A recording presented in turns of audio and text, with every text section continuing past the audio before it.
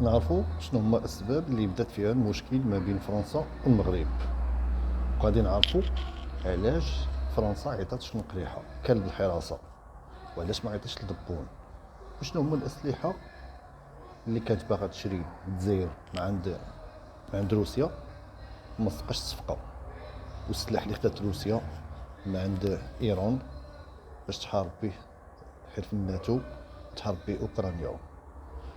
واش غتكون شي حرب ما بين فرنسا والمغرب ولا الجزائر والمغرب؟ وعلاش هادشي كامل؟ باش بدا تبعوا معايا وصل معايا دقه دقه، احنا غنشوفوا. لم يخفى على الكثير من المحللين أن العلاقات المغربية الفرنسية تشهد ما يصفونه بأزمة صامتة تتداخل فيها أسباب قريبة مباشرة وأخرى بعيدة تتعلق بموقف الطرفين من قضايا سياسية واقتصادية مختلفة. اقتربت هذه الأزمة الصامتة من بلوغ ذروتها بوصف المراقبين إثر خطوات اتخذها الطرفان مؤخرا. فيوم أمس ترأس ملك المغرب محمد السادس مجلسا وزاريا لمناقشة قانون المالية لعام 2023 والمصادقة على عدة قوانين أخرى واتفاقيات دولية. ولكن الملك اتخذ قرارا عده البعض إشارة جديدة على التأزم في العلاقات بين البلدين، وربما تدرج للأزمة الصامتة نحو أزمة علنية. القرار هو تعيين محمد بن شعبون مديراً عاماً لصندوق محمد السادس للاستثمار، وبن شعبون هو سفير المغرب الحالي في فرنسا منذ نحو سنة، وبذلك يصبح منصب السفير شاغراً. وقبل ذلك بنحو شهر أعلنت سفيرة فرنسا بالمغرب هيلين لوغال مغادرتها منصب السفير، والمنصب أيضا شاغر منذ ذلك الحين. لذا قرأ البعض في تعيين بن شعبون الجديد وشغور منصب سفير المغرب في فرنسا بأنه رد على مغادرة لوغال وشغور أيضا منصبها. ولكن الشعرة التي قصمت ظهر البعير في الأزمة الحالية بحسب بعض التحليلات هي تخفيض فرنسا للتأشيرات للمغاربة بنحو النصف. في سياق أبدت فيه الأمم المتحدة قلقها من التوترات الإقليمية في المنطقة المغاربية، تواصل الجزائر التصعيد ومساعي زعزعة الاستقرار الإقليمي من خلال إبرام صفقات تسلح غير مسبوقة مع روسيا. مصادر إعلامية موثوقة أفادت بأن حجم الإنفاق العسكري للجيش الجزائري قفز إلى حوالي الضعف، مضيفة أن الجزائر خصصت ميزانية ضخمة لاقتناء معدات عسكرية جديدة من روسيا تتراوح بين 12 و 17 مليار دولار. هناك شيء ما يحدث غير عادي داخل هذا النظام العسكري، بل أن بعض التقارير تصنف بأنه بات خطيرا على المنطقة وخطيرا على جنوب أوروبا. وهنا نتذكر فقط آخر تقرير كان للحلف الأطلسي. إذن الجزائر تتسلح، فمنذ على الأقل منذ سنة 2013 هناك تسلح كبير، ولكن هذه السنة الميزانية المخصصة هي وصلت إلى 23 مليار دولار، بالإضافة إلى الصفقة اللي هي فيها تمويل للحرب الروسية 7 مليار دولار، وصفقة أخرى مع فرنسا، وصفقة أخرى تصل إلى 12 مليار دولار. كل هذا تقول الجزائر بمعنى تقول بأنها تعيد تغيير العتاد الحربي. هذه المسألة ليست صحيحة. الجزائر هناك من يقول بأنها تستعد إلى الحرب، وبذلك هي تشكل خطر على المنطقة. لماذا؟ لأن التسلح المجنون بهذه الطريقة هو بمثابة تهديد للأمن والسلم الدوليين، وهنا أتحدث بلغة القانون الدولي المادة 2 الفقرة 4. وحسب تقارير إعلامية فإن الجزائر وقعت صفقة لشراء 12 طائرة من طراز سوخوي 32، وهي نسخة من سوخوي 34 التي عذر تختفي وراءه المؤسسة العسكرية من أجل يعني زيادة في التمويل وزيادة في يعني الأموال المتدفقة بطريقة غير شرعية على الشخصيات العسكرية والسياسية. وحسب متابعين فإن هذه الصفقات الضخمة هي من منظور أمريكي وغربي دعم مباشر لآلة الحرب الروسية في أوكرانيا، وهي بالتالي عنصر أساسي من عناصر انتهاك ميثاق الأمم المتحدة والقانون الدولي، وعنصر مشجع على انتهاك سيادة الدول. السلام عليكم ومرحبا بالجميع. بعد إغلاق الأجواء الأوروبية في وجه الطائرات الروسية، روسيا اختارت المطارات المغربية وما اختارتش المطارات الجزائرية. كل شيء كيعرف بأن المطارات في الجزائر عندها بنية تحتية سيئة جدا. الآونة الأخيرة تكلمات تقارير صحفية روسية كتكلم على أن روسيا اختارت مطارات المملكة المغربية كنقطة توقف كيتم التزود فيها بالوقود وغيرها من الأمور، سواء الطائرات اللي كتنقل المسافرين وكذلك الخاصة بالشحن. التوقف غيكون كيشمل كل الطائرات الروسية اللي غتكون متوجهة لأمريكا اللاتينية أو لغرب إفريقيا، وغيكون في المطارات الدولية في المغرب بحال الدار البيضاء ومراكش. هاد الخطوة راه جات بعد إغلاق الأجواء الأوروبية في وجه الطائرات الروسية، وكان من الضروري على الروس يلقاو بدائل، والمغرب كيتعتبر بديل متميز، وهذا الشيء راجع للموقع الجغرافي ديالو. هبوط الطائرات الروسية في المغرب غيساهم في فتح خطوط جديدة من المغرب باتجاه روسيا والقارة اللاتينية وغرب إفريقيا. من بيروت ينضم إلينا العميد الياس حنا الخبير العسكري والاستراتيجي. مرحبا بك عميد الياس حنا. ما الذي يقلق الغرب من ما يسميه هذه الشراكة الدفاعية بين إيران وروسيا؟ أولا، إذا ترسخت التعاملات بين الفريقين تصبح الشراكة استراتيجية، تصبح هناك نقل معلومات، نقل خبرات وتبادل سلاح، وهذا الأمر سوف لن يكون فقط للاستعمال والاستغلال على الساحة الأوكرانية. هناك أبعاد مختلفة، هناك أبعاد في الخليج، هناك أبعاد في الهلال الخصيب، سوريا، العراق، هناك موضوع النووي ماذا سيجري بحقه البي 5+1، هناك مساعدات سياسية، والأهم أيضا هناك التقنيات الحديثة التي قد تعطى لإيران منها السلاح. يتم الحديث عن السوخوي SU-35، نتحدث عن الطوافات، نتحدث عن الصواريخ، الدفاعات الجوية، وكل هذه الأمور تقوي موقع إيران. ونحن نعرف موقع إيران في الصراع الإقليمي مع الولايات المتحدة الأمريكية خاصة وإسرائيل. طيب، في موضوع المسيرات عميد الياس يجري الحديث عن تطوير هذه المسيرات بين روسيا وإيران من جهة، وأيضا الآن لدينا اتهامات روسية بأن أوكرانيا أيضا تدخل المسيرات وبدأت باستهداف أراضٍ في داخل روسيا بها. رايح هناك، وهو اللي العام اللي فات فقط كان يساعد في فاغنر ويساعد في الروس في احتلال إفريقيا، لكن ذاك الوقت بعض نبروها قال لك خليهم يجيبوا الروس باش يضغطوا على فرنسا. طيب والآن واش تجيب فرنسا باش تضغط على فرنسا؟ ما الشعوب الإفريقية قاعد تخرج فرنسا.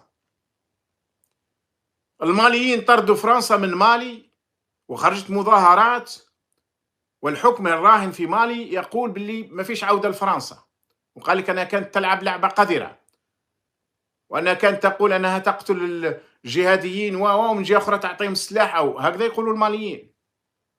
بوركينا فاسو قالت نفس الشيء، وهي طلبت من فرنسا أول أمس بطرد بخروجها، وفرنسا قالت أنها ستخرج خلال شهر.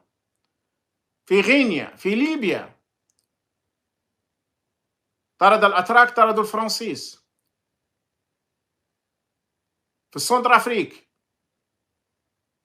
طرد الروس، طرد الفرنسيس. ظل شنقريحة جناح قائد للجناح الروسي، وكان يعتقد مثل بوتين أن هذه أوكرانيا في سمانة راهي في الجيب.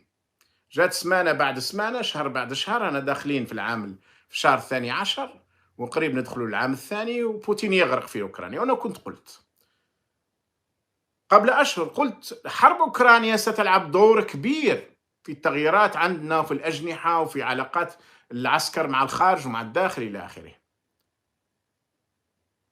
وهذا اللي يحدث الآن. قائد الجناح الروسي ينقلب على نفسه بعد أن اقتنع الآن أن بوتين لن يربح، ويروح حبوا للفرنسيس اللي أطاح بعد ما هاجمهم ماكرون في 1 أكتوبر 2021 أطاحوا بقائد الجناح الغربي داخل الجيش الجزائري الخائن الآخر محمد قايدي. خلينا نشوف الصورة له. أطاحوا به لأن ماكرون فقط قال لهم أنتم نظام كذا ونظام عسكري وبوتين عالق عندكم فها هو اللي سبقوا في هذا الموضوع. لكن هذا نقدر نقوله عذر. هاو في الإليزي مع المسؤولين الفرنسيين قايدي حشمان تماما وهو ياكل. طبعا عنده عدة صور كنا خرجناها في وقتها وكانت أزعجته بشدة، وحتى استخدموها بعض الجنرالات اللي كانوا خصوم استخدموها ضده، خاصة أبو عزة وسيني. لكن احنا ما كانش يهمنا شكون يستخدم ماذا، احنا كان يهمنا فضح المجرمين أي كان، وهذه دائما طريقتنا. احنا لا ندخل في خصوماتهم أو شكون يستفيد من ماذا إلى آخره، هذه ما تهمناش. هذا قد يجد له الناس عذر بسيط، وهو أنه يومها كان عميد أولا، مش فريق أول، كان عميد يعني جنرال بنجمة واحدة. الآن شنقريحة راح عاطي روحه 4 نجوم، في 2020 عين روحه فريق 3 نجوم، وفي 2022 عين روحه فريق أول باش يولي كما بن علي اللي متضارب معاه طول الوقت. يومها هذا كانت أوامر القايد صالح وأوامر بوتفليقة باعتباره وزير الدفاع، سعيد طبعا في الأصل الآخر كان ميت، وإلى حد ما أوامر قائد المخابرات توفيق، بمعنى أنه عسكري أمر أن يفعل. لو كان جاء عنده الشرف قائدي يومها يستقيل، يقول لهم أنا ما نفتحش الأجواء، مانيش أنا، لأنه هم اللي بعثوه منسق لفتح الأجواء للفرنسيس باش تمر الطائرات الفرنسية على قبور المجاهدين والشهداء، والقرى اللي كانت تقصفها تروح تقصف في مالي باسم الحرب على الإرهاب. كون جات عنده ذرة كرامة وشرف وطني،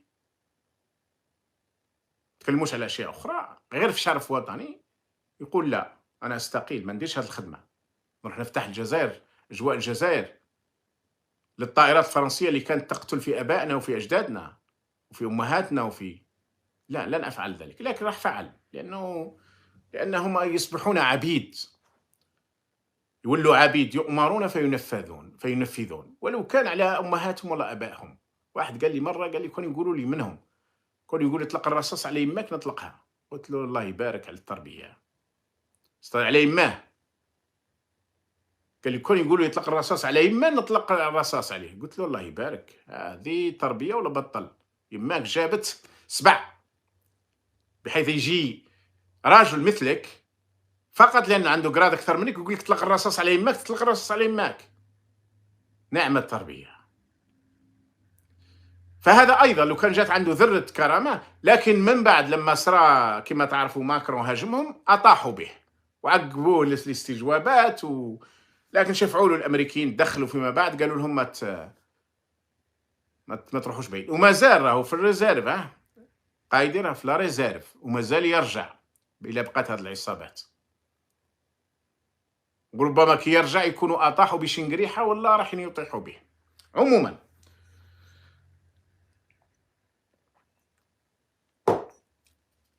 الفرق بينه وبين قائد شنقريحة أن شنقريحة هو قائد الجيش اليوم، جنرال بكاتر إطوال، هو مش قائد الجيش فقط، هو قائد البلاد. تبون ليس إلا من شاف في الواجهة. كان المفروض يقول لا، احنا معنا لا مع الروس، اوكي راكم تقولوا لي راكم عاونتوا الروس، خلاص احنا الروس هيا نقطعوا عليهم. أقبل الرئيس الفرنسي إيمانويل ماكرون في قصر الإليزي أمس رئيس أركان الجيش الجزائري الفريق أول السعيد شنقريحة الذي يقوم بزيارة رسمية إلى فرنسا. تحمل الزيارة دلالات رمزية إذ أنها الأولى لقاء الجيش الجزائري إلى فرنسا منذ نحو 17 عاما. وزارة الدفاع الجزائرية قالت في بيان أن الزيارة تندرج في إطار تعزيز التعاون بين الجيش الوطني والجيوش الفرنسية، ستمكن الطرفين من التباحث عن الزيارة كذلك تدخل في سياق إعادة بحث التعاون العسكري. الجزائر طبعا تبقى تحبذ يعني برامج التأهيل والتدريب مع الجيش الفرنسي، وكذلك اقتناء بعض المعدات العسكرية التي ليست بالضرورة أسلحة في إطار عصرنة الجيش الجزائري. قد يكون هناك بيان في ختام هذه الزيارة للفريق سعيد الشنقريحة لفرنسا والجزائر. كذلك على الصعيد التعاون العام مع الجيوش والهيئات الدفاع في الدول الأخرى تبقى تحافظ على التوازن، لأنها تدافع على مبادئ عدم الانحياز مع في مجال الدفاع، يعني التعاون مع روسيا والولايات المتحدة الأمريكية وألمانيا والصين والهند وكذلك بريطانيا. شكرا جزيلا لك فيصل مطابي مراسل إذاعة مونte كارلو الدولية في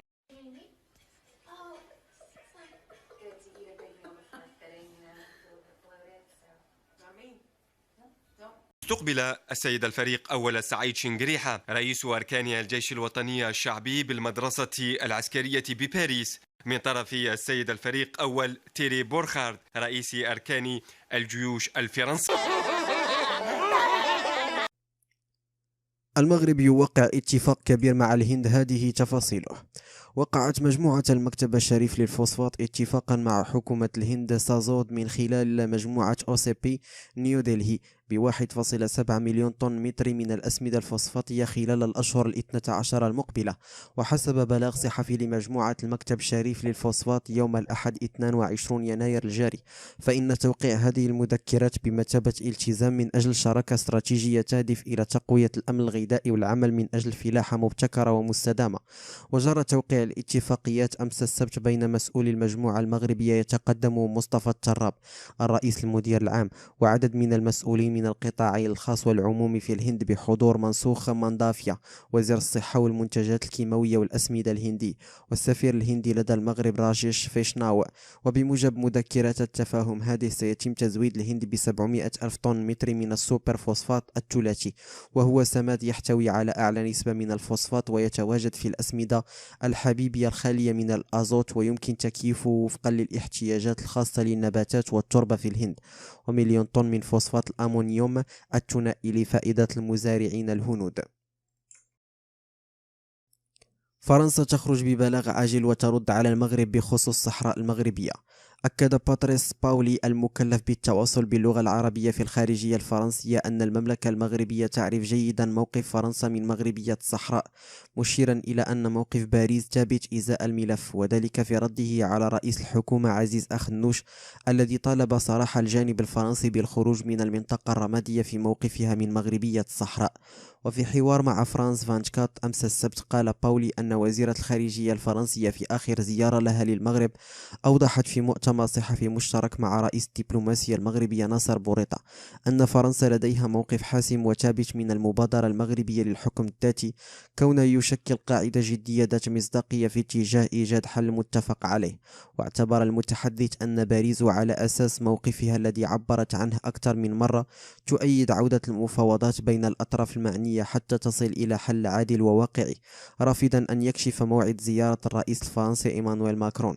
يذكر أن كاترين كولونا وزيرة الخارجية الفرنسية سبق وأن حلت بالرباط شهر دجنبر الفائت وتحدثت عن مسار العلاقات بين البلدين، خاصة فيما يرتبط بأزمة التأشيرات وزيارة الرئيس الفرنسي إيمانويل ماكرون المرتقبة إلى المغرب في الأشهر الأولى من السنة الجارية حسب ما أكدته المسؤولة الفرنسية. أمريكا تقترب من الوساطة بين المغرب والجزائر. أعلنت واشنطن زيارة مساعدة وزير الخارجية لشؤون المنظمة الدولية ميشيل سيسون إلى المغرب والجزائر يومي 21 و 26 يناير الجاري، وتناقش المسؤولة الأمريكية الأولويات المشتركة متعددة الأطراف عبر منظومة الأمم المتحدة، مع التركيز على أهمية حقوق الإنسان، وخاصة مع انضمام المغرب والجزائر إلى مجلس حقوق الإنسان التابع للأمم المتحدة حسب مكتب المتحدث الرسمي لوزارة الخارجية الأمريكية. وتعليقا على الزيارة قال البرلماني المغربي السابق جمال بن شقرون أن اختيار الجزائر والمغرب ليس عبثيا، وأضاف في حديثه لسبوتنيك أن الولايات المتحدة تريد أن تكون حاضرة في المشهد سواء فيما يتعلق بالأزمة بين الجزائر والمغرب وقضية الصحراء المغربية وكذلك العلاقات الروسية الجزائرية، إذ تسعى واشنطن لتكون حاضرة في معادلة التوازن خاصة على مستوى التسليح. ويرى البرلمان المغربي أن الموقف الأمريكي من قضية الصحراء عزز الشراكة بين المغرب وواشنطن وهو ما يدفع الأخير لتعزيز علاقتها مع الجزائر. ولم يستبعد بن شقرون. انت داخل مبوله هنا ولا داخل؟ انت جاي تلم الزباله؟ انت اللي جابك هنا؟ بقول لك 6 مليون جنيه مش عاجبهم، مالك انت ومال العالم دي؟ تديني كاس؟ لا